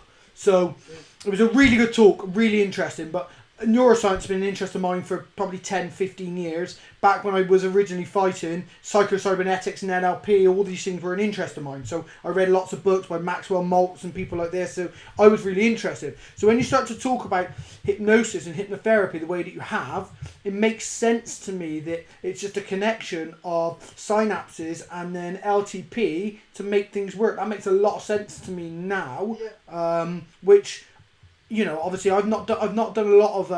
I've read up a bit about hypnotherapy and hypnosis, but a lot of people who are listening to this won't have. It attracts a lot of, say, paraglider pilots, a lot of fighters, and they might not have done, it might not be in there, but they might listen to this and think, shit, I'd never really thought that hypnotherapy and hypnosis is actually psychology, neuroscience, LTP, and all of these things put together. Yeah, I mean, it is. There's a massive science behind it. It piggybacks on the entire set of cognitive sciences. It piggybacks on psychology. It's just, there's nothing magical about it. There's nothing woo-woo about it. It's just literally just helping guide someone's brain. It's as simple as that. And you know, most of the things like inductions and things, relaxation and such like, it's not necessary. Yeah. They can have their uses, but it's not necessary. In fact, if you go to my YouTube channel, you've got videos of me running around the UK Hypnosis Convention a couple of years ago, just creating hypnotic phenomena out of the blue, making things invisible, sticking hands to the wall, forgetting names, crushing people's necks like Darth Vader, pushing people over using the Force. That's a capital T and capital F, said in the style of the stick. Yeah, the Jedis have got it wrong. I am a Jedi, and it's the Force. They're pushing them over, just having fun, just showing them that most of the stuff that they do is fluff and is not necessary. Yeah. You can just cut straight to the chase, which is the observable phenomena, which is hypnosis's correct scientific term now, phenomenological control, which is a bit of a mouthful. Yeah. Yeah, it's one of those, you've replaced a word that everyone knows with something that is very scientific in a bit of a mouthful. Yeah, exactly. No, I like it. I like the idea. I like the principle. I know, obviously only from my own reading and my own research. I don't want to practice hypnotherapy. I don't want to practice hypnosis, but I do understand that it's a key part of people who want to perform at the highest level. I think lots of people don't realise how much psychological input there is in these large sports organisations, from football to fighting, etc. And I'm someone who people find this a bit strange about me because I'm so because I'm quite well read and I'm so focused on psychology and the implementation of psychology in fighting, especially with my fighters. And as a coach, I think I'm better at it than I was as a fighter. I've lost fights before, previous fights, and people say, what do you think's happened? And I'm like, it's something psychological, because I'm in my fight and I know, like, I'm not nervous. I never used to get nervous. Obviously, they'd manifest themselves in a way that didn't manifest itself in other people's, like, nerves don't manifest itself in other people. But for me, it never exhibited itself in the same way as a lot of other people. So when it came to fighting, I'd say have a game plan. My game plan is, when I fought Court Warburton, he doesn't like a tough fight. I'm going to go at him. I'm going to hit him hard with a big jab early on. I'm going to let him know I'm in your face. This is it. I'm here to stay. So we go out. I walk towards him. I visualised it a lot. You know, it's in there. It's exactly the psychocybernetics, NLP is all working. I know I was going to go. I walk out and I think, right, I'm going to jab you with a really hard jab. And he's just out of range, and I throw this jab, overextended, and I launch. And as soon as I miss with the jab, he shoots underneath and takes me down. I hadn't prepared for that physically. I hadn't prepared for that psychologically. And when it happened, I was like, oh, shit, I've made a mistake. Then by the time I get back on track, it's too late. I've got a guy who's one of the best in Europe on my back, choking me. And I feel that psychology really let me down there. My ability didn't let me down as a fighter, because I've trained with people of his level regularly. I sparred continually up to the fight. I was looking good, but the psychological aspect really let me down. And then when I started to couple that into other things in other sports like base jumping and paragliding, people suffer with a lot of fear and a lot of they struggle with a lot of anxiety. So I started to look really into psychology and anxiety, etc. So it's really been like a focus of mine in how I can make that work for other people where it maybe let me down. And so I was like, I've been intrigued by it. So then when you say that hypnosis and hypnotherapy is very much along the same lines, it makes a lot of sense to me. And it's something that other people may have dismissed as maybe like woohoo. And then now you've just made it sound exactly like it's a psychological experiment that can work because psychology works, and no one disputes that. Yeah, exactly. It's quite funny when I'm because I've been lecturing at Winchester as a contracted lecturer, and because of the doctorate that I'm doing, it's multidisciplinary. Yeah. I'm in with the sports guys, sports coaching, sports sociology, sports psychologists, and psychologists and such like. So I've been in and taught hypnosis there, and even the kids of today who haven't really heard. The kids, I'm showing my age. She's like 18 to 21-year-olds, on average. I'm saying kids. I'm old. Get down with the kids, Gary. As I'm teaching it, they come with these misconceptions as to what it is. The first thing I do is, start manipulating them and start showing them how their minds can be guided, how their imagination can be guided to change their behaviour, to create a different reality for them. And then I just show them quite simply how I did it. It can be really straightforward. Yeah. It's like, and the whole combination is it's imagining stuff differently. Yeah. I don't go through. If you go to a typical hypnosis training, you'll be learning about James Braid, who invented the term or coined the phrase. Instantly realised he was wrong. Instead of a sleep-like state, he realised it wasn't a state and had nothing to do with sleep. So hypnosis, the translation is sleep-like state. It's got nothing to do with sleep or relaxation. It's got nothing to do with states. And he wanted to call it monoideaism, where you lock your mind around one idea. Yeah. But that was too cumbersome and hypnosis is stuck. And it's therefore created this misrepresentation throughout history. When it's not, all we're doing is just guiding people to imagine stuff differently. Yeah, so it's psychology and psychological reprogramming, basically. And people hear hypnosis in the way that the word's been abused over the years, and they get lost. And maybe even the practice is discredited somewhat because of that, when in actuality any psychologist who you see is using a form of hypnosis. You got it. So behaviour is how we move through time and space, internal and external environment. An intervention is designed to change someone's behaviour. Hypnosis is an intervention delivery system. Mm-hmm. And hypnosis just gets people to imagine stuff differently. Whether it's CBT, whether it's counselling, whether it's electroshock therapy, whether it's hypnosis, when it's the NLP interventions, it's all exactly the same. It's hypnosis, getting people to imagine stuff differently. A way that I can put this into layman's terms for people, they don't need it, you've done it very well anyway, but I like to work on a lot of visual cues. So for me, I would be thinking, if you would look at all the results that psychology, electrotherapy, hypnosis, if you look at all of those things, it's the same. Everything that it's trying to deliver is water. All that those different things are, like hypnosis, electroshock therapy, all those things, they are just, one's a tap, one's a hose pipe, one's a well. They're all delivering you the same product, just different facets of doing that. That's a good way, a simple way of looking at it, you think? Yeah, completely. Yeah. Okay. Yeah, okay. Because I've done lots of people within paragliding and stuff. Paragliding predominantly, as opposed to base jump. And paragliding and stuff. I've given a lot of talks now about fear management, the psychology of fear. There's one on YouTube that I did recently, which was a Q&A. And I say to people, I'm not a psychologist. I have no qualifications. All I am is well read on the subject, and I'm going to plagiarise other people's work and deliver it back to you. Now, one of the things that I do early on when I talk about fear is I make people understand all fear is created by them. That's the first aspect to understand, because you're born with it's not proven scientifically, but 2 fears mainly. Language is important. So then I say to people, look, you have to understand that fear is. So the way that I make people understand that fear is created by them is I say this.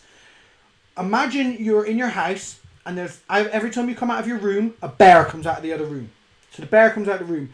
You panic and you chuck the bear a piece of meat, and you're like, shit, he's going to eat me. Then you go back in your room and think, oh my God, that bear's out there, it's going to eat me. What am I going to do? You go out your room again, the bear appears, and you chuck it another bit of meat because you're so scared of it eating you. Well, you have to ask yourself, is the bear coming because you're feeding it? Or are you feeding the bear because you know it's going to eat you? So eventually, when you stop feeding the bear, are you going to realise the bear's going to walk straight past you down the stairs, out the door, and you'll never see it again, and it'll only be a memory? Or is the bear going to attack you? What you're going to quickly realise is you've opened the door that initially let the bear in. You've now got the bear in the house and you're maintaining it by your feeding the bear. So the moment you stop feeding the bear and you give it a chance to attack you and you realise it's not going to, then you can work on how you progress from there. And as soon as I say that to people and make them think of a bear or feeding it, it's a lot easier to process than just saying, well, you've put the fear in, now you need to find a way to psychologically change it and reprogram your synapses, etc. It's not as difficult as people make out. It's still, that's not me undermining neurology or neurological or psychological processes, but it's not as difficult as people believe it to be just because they think it's a neurological or psychological problem.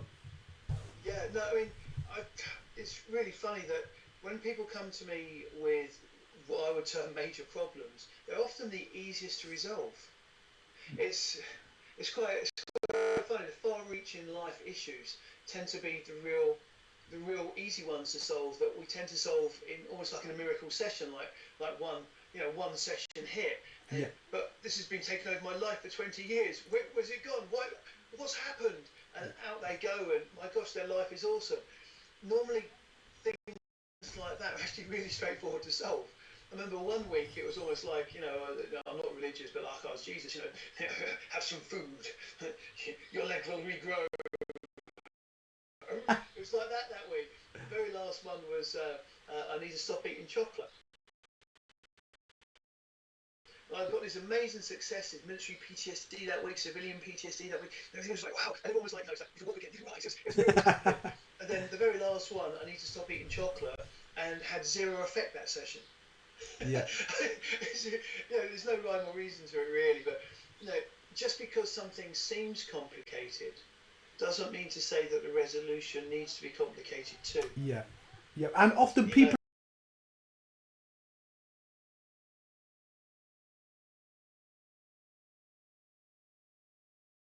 Crashed.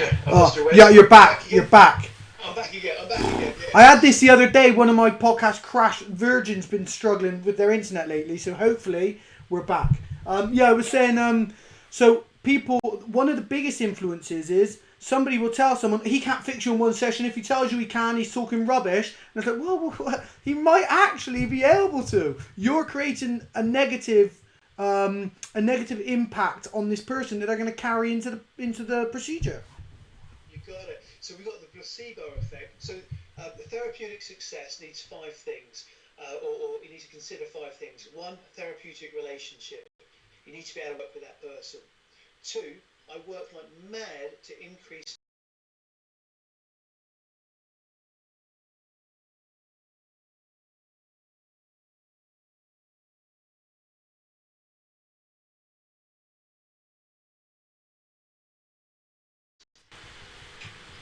is the power of negative thinking, which is what you just explained there. You're going to get hurt. It's not going to happen. You're not going to be able to do it. That's creating nocebo effects, negative thoughts. So I look to remove the nocebo. Then we've got natural reversion. Some stuff just gets better on its own, so I've got to allow for that. And then the true magic of sessions is the artful application of all of those 4, plus the application of Hebb's law. Neurons that fire together wire together. Yeah. We get the neurons to fire differently, allow them to repeat, they wire stronger. It's not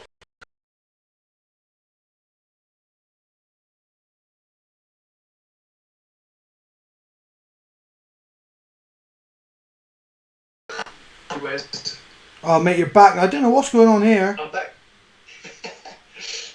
I don't know what's going on there. No, so you basically, I caught you where you said we just covered Hebb's theory of Hebb's law. Sorry, yeah. It's no, I get confused. Hebb's law also called Hebb's. Begins with a P. Hebb's. Oh, it's got two. You can refer to it in 2 ways, can't you? Hebb's law or Hebb's. I've completely. Yeah. But yeah. So they fire together. They wire together.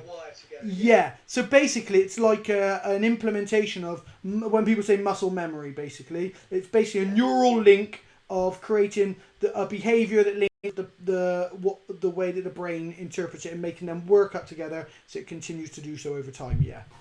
You got it. Yeah. And the thing I I said that we may have been lost was that there's nothing that I do in hypnotherapy that's complicated.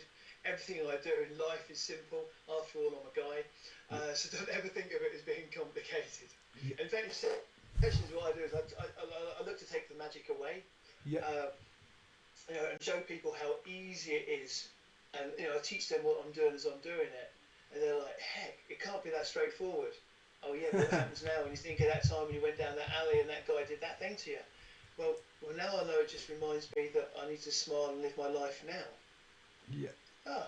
Whereas before it's like, oh my God, that man's doing this nasty stuff to me. Same stimulus, but completely different response. Yeah, exactly. Yeah. There's nothing I do is complicated. No, it makes a lot of sense. And one thing and one area that that really highlights it for me. So I had these incidences. So I would feel like I was out of my body, remote viewing what I was actually doing, and then all of a sudden, like an overwhelming, like, whoa, and I never knew what it was. I went to the doctor with it, and I told him, and he was like, "Oh, it's vertigo." I was like, "I don't seem to match vertigo." And I read Steve Martin's book years ago. It's called Born Standing Up, I think, and I read it, and he described exactly what it was that I go through, and I was like, he said like. And then he said it was a panic attack. And I was like, no way do I get panic attacks. I'm not, of all the people you would think who get panic attacks, it's not me. I don't get panic attacks. And it's basically when your brain gets so focused on the thing that it's doing at the time that it's it's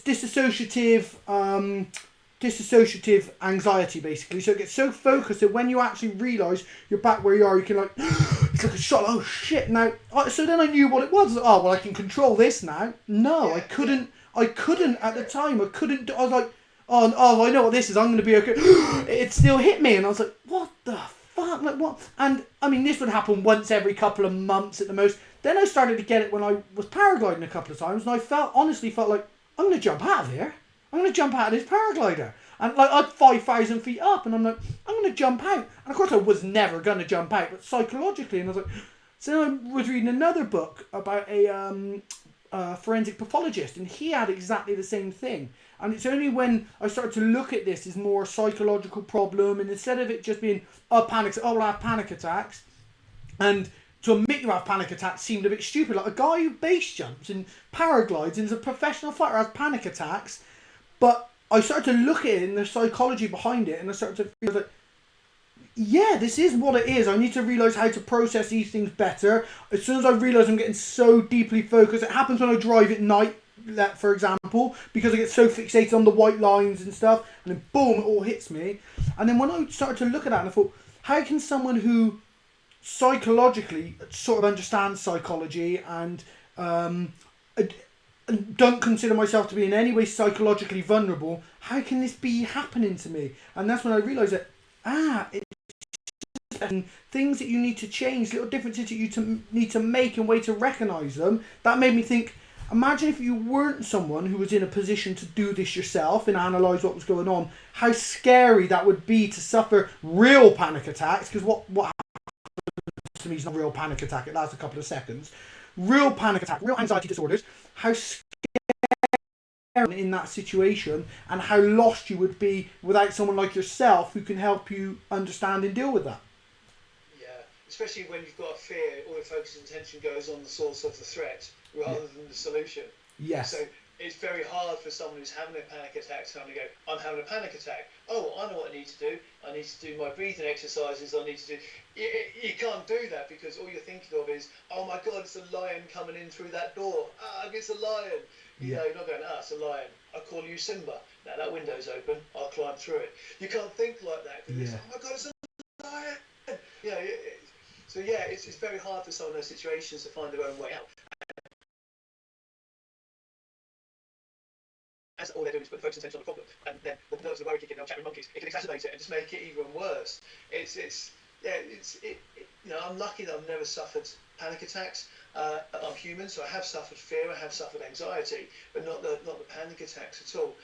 And I can only imagine what it's like for these people who have them that are quite serious.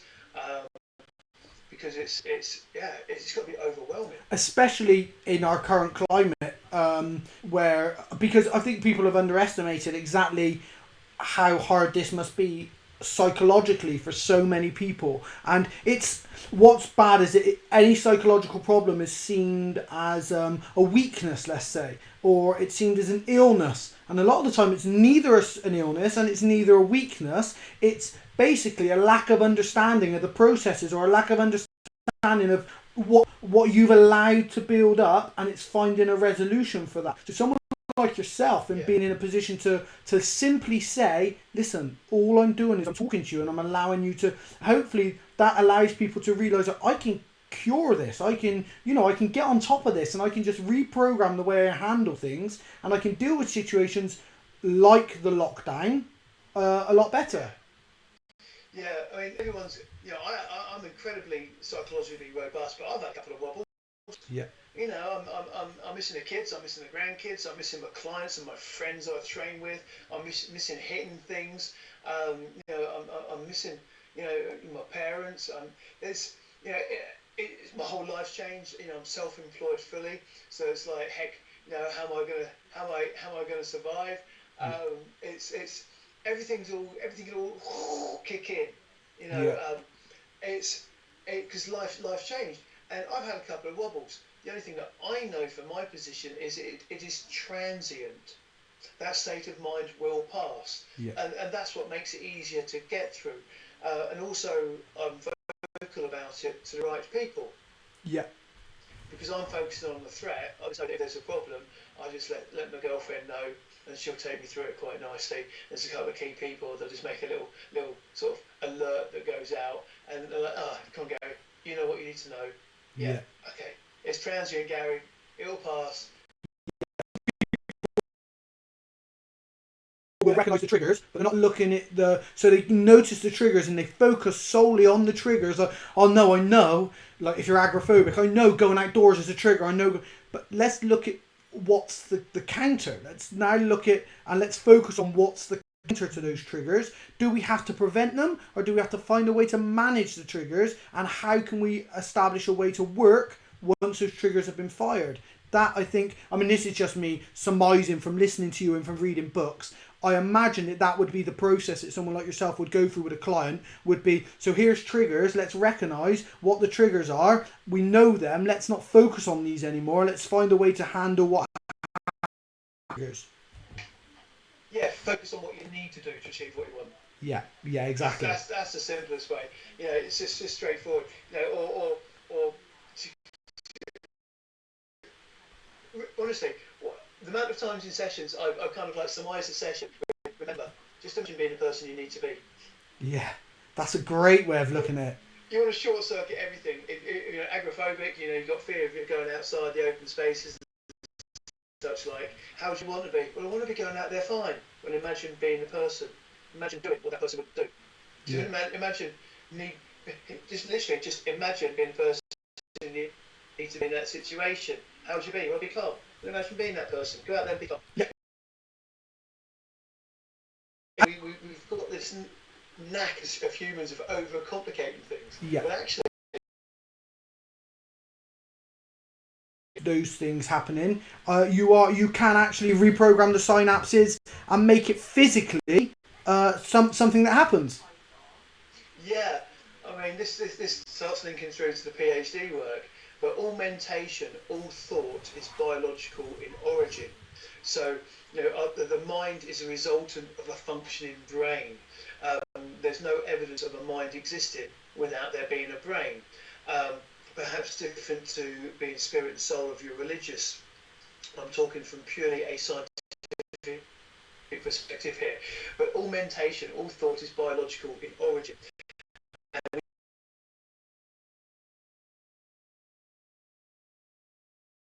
And for example, through you had the child's brain insults before, or for example, if I hit you repeatedly in the head causing brain damage, your thoughts will be different because the structure changes in which it operates, the machinery changes. You change the machine, you change the resultant thoughts. At the same time, if you change the way that you think, that automatically changes the structure as well. So it works both ways. The two, the mind is a resultant of a functioning brain. They're integral. You need your brain to create your thoughts, and your thoughts create your brain. It's that circular process. Yeah, that makes a lot of sense. Not circular, interlinked, symbiotic relationship. But yeah, it's so yeah. All the thoughts are biological in origin. So if you change your biology, you change the way that you think. Yeah, which is why AI struggles mainly with the fact that...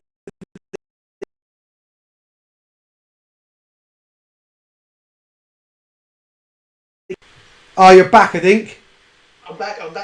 Yeah, AI struggles as well. So AI struggles with the fact that they can't replicate the brain or the mind. That's the biggest holdback with AI, is they can't make them very sentient. They can replicate actions that the brain does, but they can't replicate the mind and the brain and the symbiotic relationship the two have, which is why luckily they can't replicate that as well. They keep getting closer and closer every day, though. That's a scary thing. That is a scary thing. Serial processing now in computers. Yeah. Which was the big breakthrough. But they'll get there in the end, I think. We will see Terminator.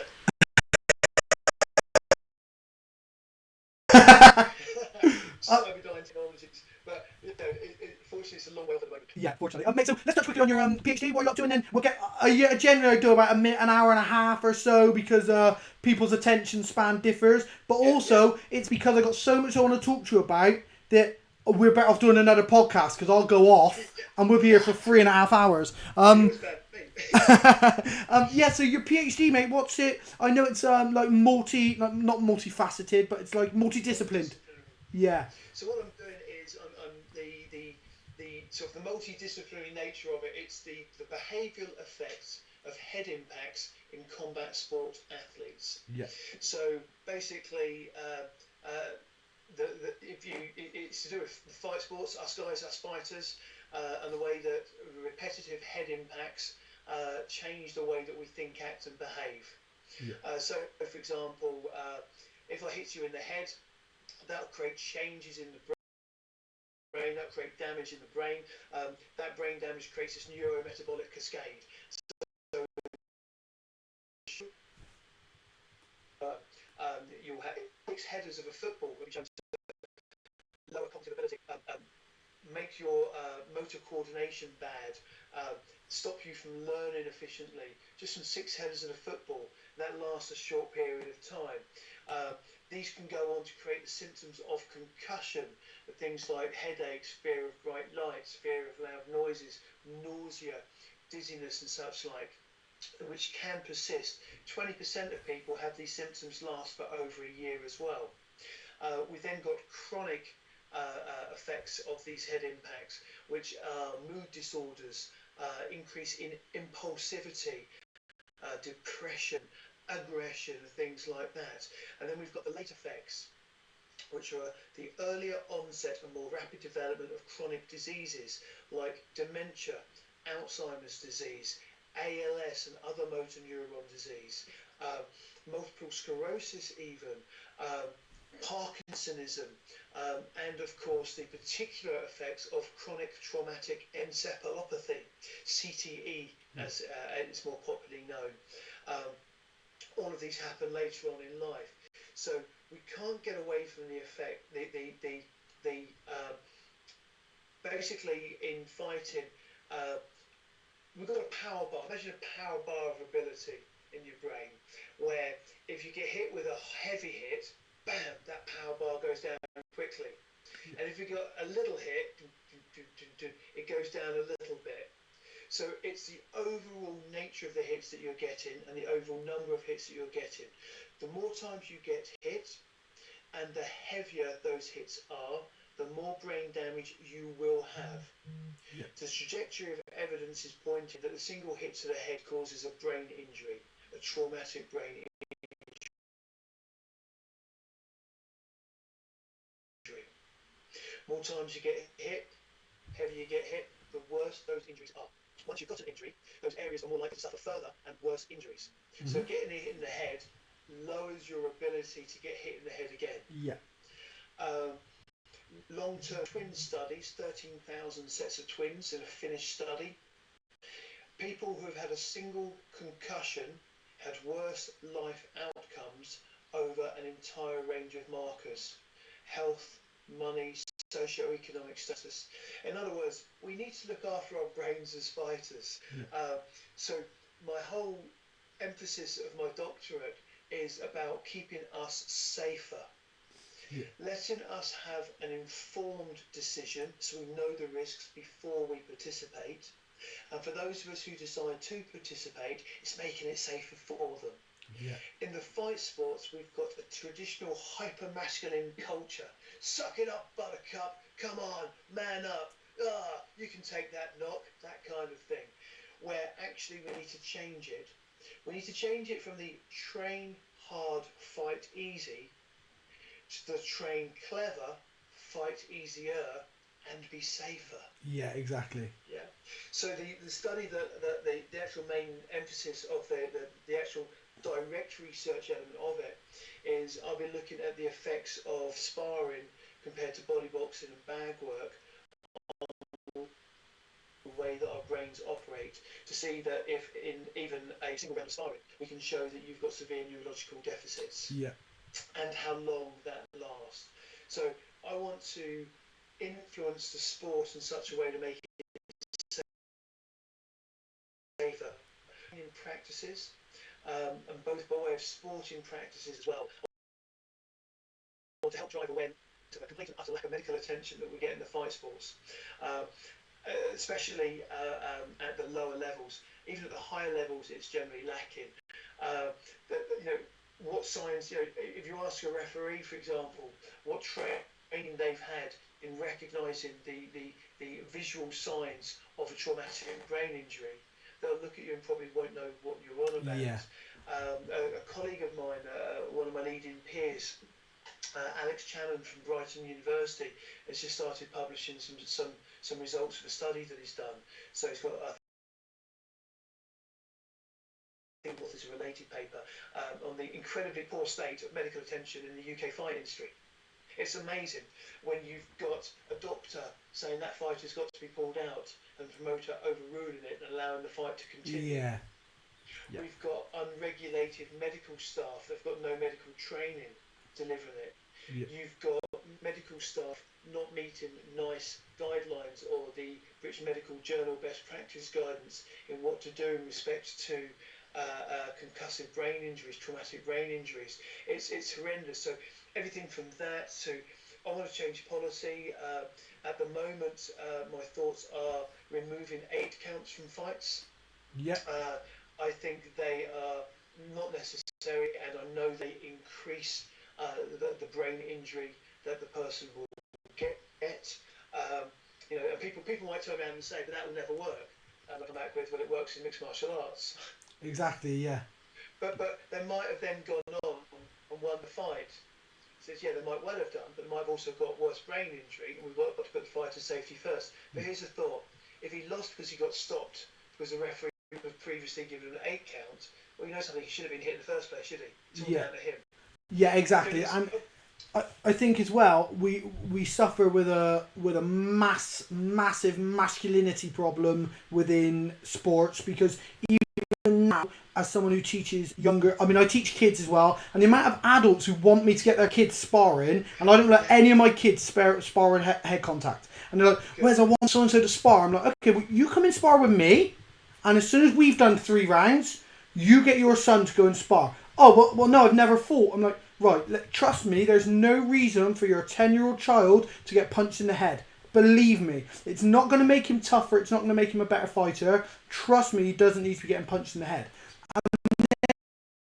And 3, 24, 25-year-olds who know the risks, they hear about CTE, they see it in fighters happening regularly now, at least once or twice a month we're getting fighters diagnosed, or wrestlers, or American football players, and they still want to go and spar. And I'm saying to them, like, guys, listen, you don't need to spar 3 days a week. Like, I can tell you stories of people knocking each other out at Trojan. I can tell you stories of which you experienced, that you trained at as well, I'm sure, because it was just part of training back then. But Friday afternoons, big boys. Sorry, Yeah. like massive nature. Just because a super heavyweight needed another super heavyweight, and I got called up and do it. Yeah. So it was super heavyweights would come along, and then people would want to do it. The big boys would turn up, the lightweights would turn up. And it just used to be the Friday afternoon, 4 p.m. Shin kick Muay Thai. We used to mash the heck out of Exactly. Yeah. We thought we were being heroes. Yeah. Now I realise how stupid we were and how stupid it was actually making us. Yeah, it's incredible. Because it's irreparable damage as well. And I try and say to people now who are the younger, 24, 25, 20, I'm like, listen, don't think this is not going to happen to you. It's not... Brain trauma is not something that happens to certain people. Everyone who gets hit in the head is going to suffer brain trauma. The more you get in the head, the more brain trauma you're going to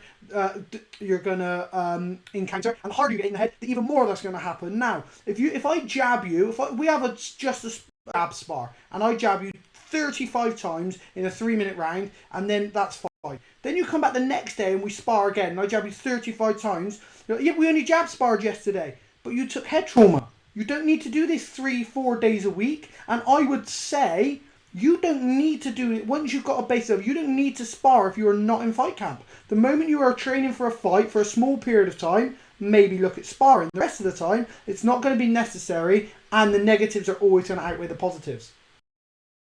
Not only that, every hit lowers your ability to take a hit. So you're more likely to going to get knocked out. Now you just gave that little figure there of 35 jabs to the head in a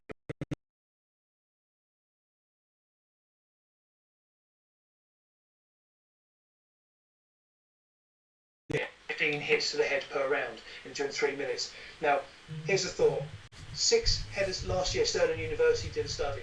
6 headers of a football reduced your ability it reduced your fight ability. So it reduced the ability to respond to stimulus, to think, to have memory, to learn. It decreased the motor coordination of the person. Just 6 headers of a football. Here, you just hit someone 35 times in 3 minutes. Yeah. Yeah. It just makes it worse and worse and worse. The same Stirling University then went on and did 3 rounds of boxing sparring, and it had exactly the same result. Now, I'm looking at taking that research even further on into the fight sports. People don't need to take the repetitive hits to the head, especially in training. Yeah. Even if people have got the information and they still want to fight, which, hey, I'm all for that. I love my fight sports. Yeah. I do want to make them safer. I do think, especially because of the developing brain, and your neurologist a couple of weeks ago with his brain insults to children, the paediatric population, will again confirm how bad it is to be hit in the head when you're a child. So I don't want any head impacts for kids. I also want to do that. You've got my full support, and I'll give you that. But if 3 rounds of sparring for 48 hours lowers your motor coordination, if you spar again, it's going to get even more worse. And you never recover from that. What basically happens is you've got something called a cognitive buffer in the brain. So if A goes to B, but it snaps, now A can't go to B.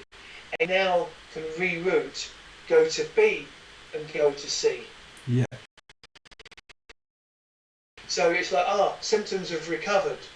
The symptoms have recovered because instead of going A to B, you now go from A to C to B. Yeah. You're diverted. It's now slower. Yeah. You've actually slowed how fast your mind can work. And if you get hit again, that one might be damaged. Now you might have to go from A to D to C to B. Yeah. It's like, but I'm 3 days on now and I feel fine. Everything's working again. It's working again. It's just slower than before. Yeah. And this is happening to motor coordination. So if you've got a traumatic brain injury, if you've been hit in the head, in other words, the more times you're hit in the head, the more likely you are to have an injury from your musculoskeletal system. So more because your coordination's starting to go. So basically, in training and competition, every hit to the head is making you a worse fighter. Yeah, exactly. So this is what I want to get across to people with my research. That's one of the main overriding things of my research. I want to change the way that the entire fight sports actually operate from train hard, fight easy to train clever, fight easier, fight safer. Yeah. You'll be better as a result anyway. Yeah, exactly. Yeah, exactly. You're like the amount of guys who go to the gym and they're like, oh, no one was training, so me and Bob went and we did 5 rounds of sparring together. I'm like, was there a coach there to watch? No. Right. Was there anybody there to oversee it? No. I'm like, so basically you've punched the shit out of each other and you've got no benefit from it because the coach hasn't told you what you're doing wrong. You weren't working on specific things, so you've literally shortened your career, made yourself a worse fighter, and the only benefit would have been telling you what it was you were doing wrong, and you haven't even got that out of it. Yeah, it is crazy, but unfortunately, this is the nature of the fight sports. And I've been called a hypocrite for the attitude and the approaches and the study that I'm taking, and I'm like, why? It's like, come on, Gary. You used to go and fight the big guys. You used to mash your own head up. You used to do the incredibly hard sparring. I'm like, yeah, because we didn't know any different. Yeah, exactly. What we do now, it's very frustrating for me because it's a deeply personal study because I'm seeing all the chronic and late effects.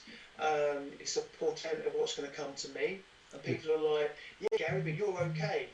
I'm like, "Yeah, but for how long? And compared to what?" Exactly. I might have solved Brexit. So yeah, Gary, your brain's fine. You're doing a doctorate. You're doing a PhD. I'm like, yeah, but compared to what? Yeah. I'm lucky that I might just have a lot of. I was having a chat with Andre Menard from Eurogym on this because he's like, yeah, I feel fine too. Now, if we break it down a little bit, we will be noticing difficulties that are traditionally as a result of the head impact. Like I have an impulse control issue. If someone wrongs me, luckily I'm not a violent person, so I quote statute at them. Yeah. But like my hip replacement is because I got taken out by an off-league dog. And when I'm working with dogs, I don't want an off-league dog getting involved. And if I ask someone to call their dog back and then they don't, I do let rip it. Yeah. This impulse control's gone. Yeah. It's like I'm driving a car and gone over a rock and everything's working fine, everything's working efficiently. Only I went to put my foot on the brake and it just didn't stop because that rock had damaged the brake. Yeah. And this is what happens with fighters. It's a lack of impulse control. Fortunately, I quote statute at them. I quote legislation at them and give them what for verbally. Some choice words. But I'm not physically aggressive in that way. But say some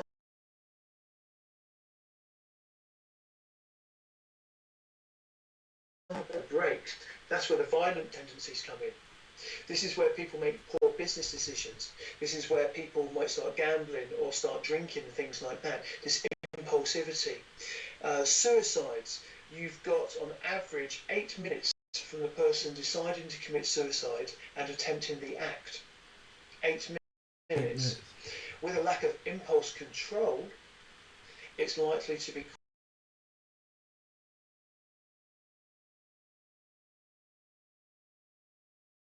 like the NFL, like the classic Mike Webster case, who commits suicide.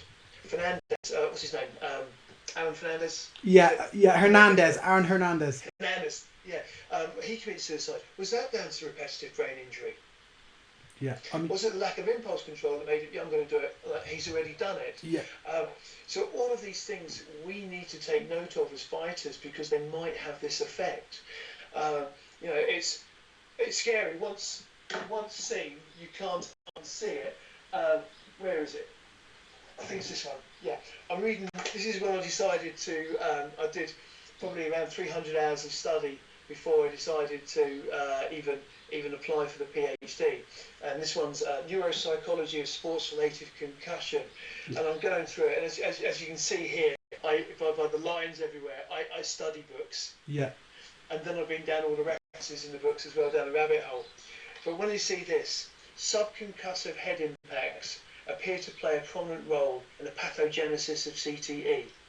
So in other words, the more hits the head you get, the more likely you're going to be screwed in later life. Yeah. Yeah. That's the summary of it. Yeah, you get hit in the head, you're going to be screwed in later life. And you might even see my little profanity in the yeah, I can. Yeah. At that point, I realised, excuse the language, I I was fucked. Yeah. And suddenly I saw the relevance of all of my work. That's why I'm like double dog ear page. It's once you've seen it, you can't unsee it. That's the problem. Yeah, and it's the hardest bit is making other people aware of it, and because let's be honest, for 99% of all professional fighters, financially it's not going to be worth it anyway. So you've got people who are fighting for UFC world titles a couple of years later having to have a full-time teaching job still because they never made enough money to retire on. So realistically, for 99.9% of everyone who does a combat sport, it is never going to financially be viable to lose that or that much cognitive function. You've got it. People think there's money in sport. There is not. Yeah, exactly. Only for an incredibly small percentage. And I'll say it'd be you said 99% wouldn't earn from on the sport to live off basically. So that means 1% would. I would suggest it's only 1% of that 99% of that 1%. Yeah, so it's probably 0.1%. Yeah, exactly. It's a tiny little figure. Yeah. And then here's a thought.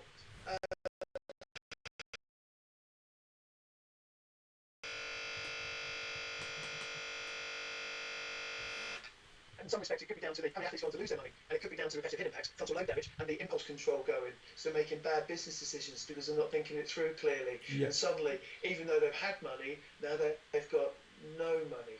Yeah, exactly. And I mean, so lots of the time, addiction is linked to this as well, whether that be in the form of drugs, alcohol, gambling, all sorts of addiction. And then through addiction, you're very much dwindling money. And then anything you did make is gone as well. Mate, listen, we're gonna cut this now. We're gonna end here now. But this is I really love this subject. So if you wouldn't mind, maybe in a couple of weeks we can come back and we can have just a CTE based talk, if you wouldn't mind. Perfect, absolutely perfect. Because what I'd like to perhaps people listeners can give questions. That's what I was thinking. Yeah, we get some feedback. Yeah. But mate, honestly, it's been a pleasure to have you on, and I could do this all day with you, mate. Like, the subject matters are absolutely fantastic. Experience in every subject is superb, and you're just a great guy to talk to. You're good to have on. So thank you very much. It's likewise, and I just love the fact that you've gone off base jumping and you're shooting and you're parachuting and you're what's it called, hang gliding thing. Paragliding, yeah. Paragliding. I've got to get it right. Yeah, paragliding with it.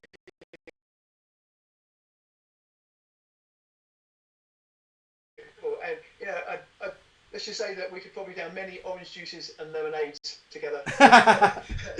Definitely, mate. But mate, is there anywhere? How should people follow you? Get in contact? What should they look at? How should they keep in touch with what you're doing? Well,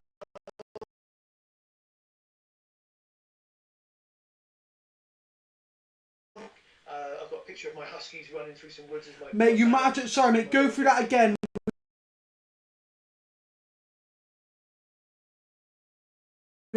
I'll wait till you're back.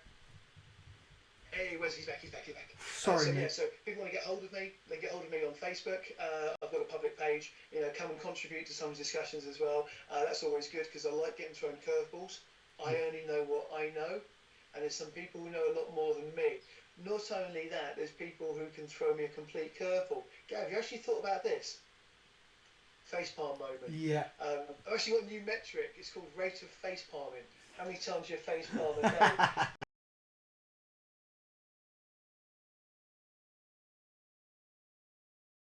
Song being beat out of my head now. Yeah. So they can contact me via my Facebook page, which is the best one. I'm on Twitter as well. Yeah. You can find me on Twitter. Gary at garyturner.co.uk. Gary at garyturner.co.uk is my email as well. You've got some personal questions, by all means, get hold of me from there. Yeah, just get in touch. Superb. Well, mate, as I said, we're a few weeks' time, we'll get together, we'll do one specifically on brain trauma. This fucking internet's been a pain in the ass, so I don't know, I got to figure this out. But honestly, pleasure. Thank you very much, mate, and I will catch up with you again soon. Fantastic. Stay there, mate.